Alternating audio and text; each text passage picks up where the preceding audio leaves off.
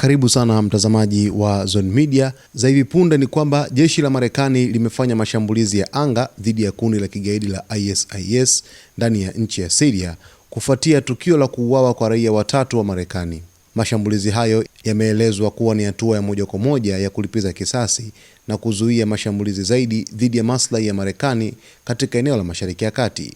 Kwa mujibu wa Fox News, mashambulizi hayo yalilenga ngome na vituo vya ISIS vilivyopo ndani ya Syria ambavyo vinadaiwa kutumika kupanga na kuratibu mashambulizi dhidi ya raia wa Marekani. Chanzo cha Fox News kimeripoti kuwa uamuzi wa kufanya mashambulizi hayo ulifikiwa baada ya kuthibitika kuwa kundi hilo la ISIS ndilo lililohusika moja kwa moja na mauaji ya Wamarekani hao watatu, tukio lililozua hasira kubwa ndani ya serikali ya Marekani na kuchukuliwa kama tishio la moja kwa moja kwa usalama wa taifa hilo.